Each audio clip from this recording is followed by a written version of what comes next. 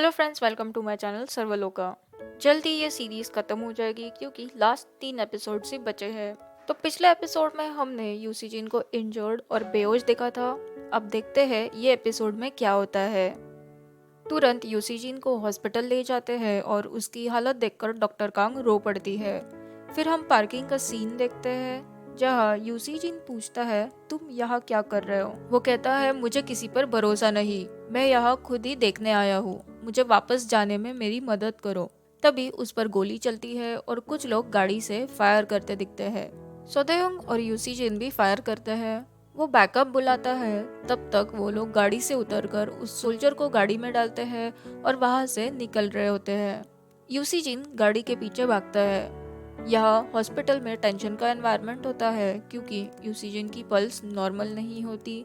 Doctor Kong उस पर CPR perform करती है। हम दोबारा फाइट सीन में पहुंचते हैं। यूसी जिन उस गाड़ी के सामने जाकर खड़ा होता है।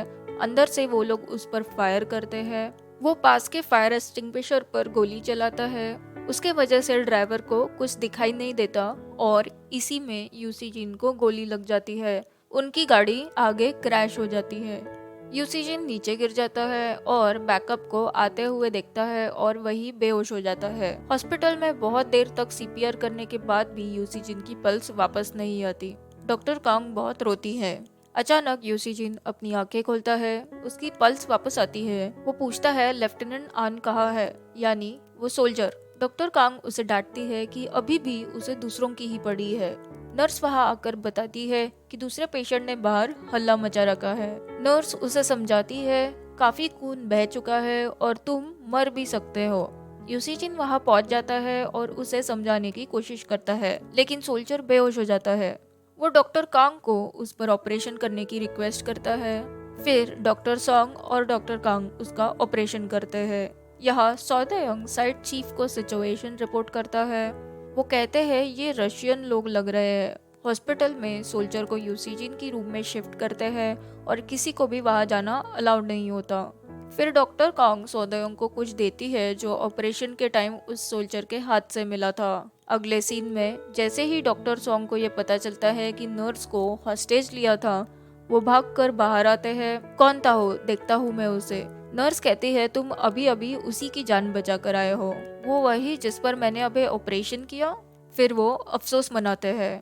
चेयरमैन को भी अंदर जाना अलाउड नहीं होता। वो कहते हैं, सारे हॉस्पिटल्स में से मेरा ही हॉस्पिटल मिला।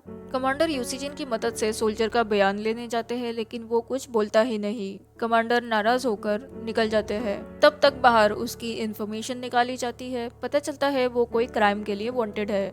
ये बात सौदेयोंग यूसी जिन को भी बताता है। कल के नॉर्थ साउथ मीटिंग से पहले उससे कुछ बुलवाना पड़ेगा। यूसी जिन बोलता है, कैमरा की वजह से वो कुछ बोल नहीं रहा। एसडी कार्ड की कॉपी लेता है और डॉक्टर कांग को अंदर भेजने बोलता है। डॉक्टर कांग सोल्जर को चेक करती है और यूसी जिन को कहती है, मैंने उस उरुक वाले आदमी को देखा था, वो हमेशा हमें ऐसे क्यों ट्रीट करता है, वो हमारा बॉस थोड़ी ना है। यूसी जिन उसे चुप कराता है और लिख कर बताता है कि वो सब सुन रहे हैं। डॉक्टर कांग से वो एक फेवर मांगता है कि उसे लेफ्टिनेंट यानी उस सोल्जर से अकेले में मिलना है। वहाँ से डॉक्टर कांग उसकी फ्रेंड के पास जाती है। वो कहती है, तुम्हारी लैब ही एक ऐसी जगह है जहाँ कोई रिकॉर्ड नहीं कर सकता। वो दोनों डॉक्टर प्यो के लैब में मिलते हैं। यूसी जिन बताता है कि ये जगह सेफ है और मैं तुम्हारी मदद करना चाहता हूँ। तुम्हारे सिक्योरिटी चीफ सॉल आए हैं ताकि हम तुम्हें उन्हें दे सके। कल तुम्हारा ट्रांसफर हो जाएगा। अगले सीन में रूम में कोई नहीं होता और मौका देखकर सोल्जर वहां से भागने की कोशिश करता है। वो खिड़की से बाहर निकलकर नीचे वाले फ्लोर में अंदर आता है, लेकिन पकड़ा जाता है। तब वो यूसी जिन को बताता है कि असल में जिस मिशन पर वो गया था उसके पीछे उन्हीं के चीफ का हाथ है और इल्जाम लेफ्टिनेंट आन पर लगता है। तब से वो भाग ही रहा है। वो यूसी जिन को बोलता है कि उसे जाने दे, लेकिन यूसी जिन भी एक सोल्जर है और वो उसे जाने नहीं देता, पर उसके हाथ में एक कुकी रखता है। उसके बाद सोल्जर को वहां से ले जाकर उनके चीफ के पास ले आते हैं। वो उससे पूछते हैं कि फाइल कहाँ है, लेकिन लेफ्टिनेंट आन जब कुछ बोलता नहीं। तो वो रूम का कर्टन ओपन करते हैं, जिससे उस पर एक स्नाइपर का टारगेट दिखता है। वो कहते हैं तुम्हारे मरने से ये राज हमेशा के लिए राज ही रह जाएगा। वो चीफ को मारने जाता है, लेकिन उससे पहले उस पर गोली चल जाती है। प्लान के मुताबिक नॉर्थ साउथ मीटिंग होती है, लेकिन उनके कंडीशंस कुछ ठीक नहीं होते। चीफ उनको कुछ दिखाते हैं। ये डेटा उन्हें उस SD कार्ड से मिलता है। उनकी पोल खुल जाने पर वो गुस्से में वहां से निकल जाते हैं। बाहर उनके ऑफिसर्स उन्हें घेर लेते हैं। वहां उन्हें पता चलता है कि चीफ और लेफ्टिनेंट आन दोनों को नॉर्थ के ऑर्डर्स मिले हैं। तब चीफ को ये भी पता चलता है कि आन अभी जिंदा है। फिर हम देखते हैं कि शूटर कोई और नहीं यूसी जिन है। असली शूटर्स को बांधे रखकर वहाँ यूसी जिन उनकी जगह लेता है। इस तरह यूसी जिन लेफ्टिनेंट आन को बचाता है। वो उसे थैंक यू बोलते हुए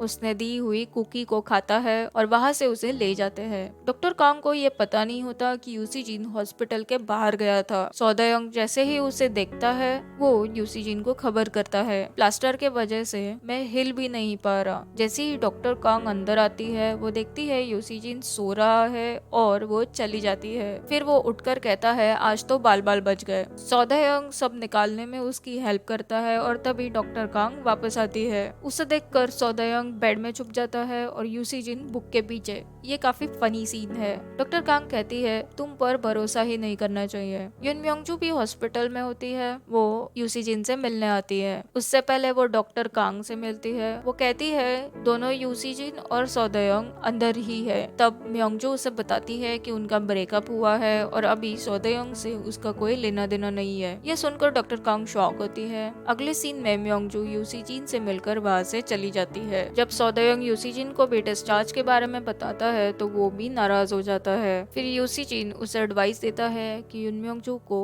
होना नहीं चाहिए। ये सुनकर सौदायंग म्योंगजू के पीछे जाता है, लेकिन शायद वो अंदर की बात समझ जाता है और वहीं पर रुक जाता है। डॉक्टर कांग की शिफ्ट खत्म होने के बाद वो रूम में जाती है। यूसी जिन पूछता है क्या तुम्हें मूवी देखनी है। उन्होंने सोचा नहीं था कि इस तरह वो अधूरी रह गई मूवी को देख पाएंगे। किसको कैसे नींद लग जाती है पता नहीं, लेकिन दोनों पहली बार एक चैन की नींद लेते हैं और एपिसोड यहीं पर खत्म होता है। तो गाइस आगे सिर्फ 2 एपिसोड्स आएंगे, तो प्लीज स्टे ट्यून और मिलते हैं अगले एपिसोड में।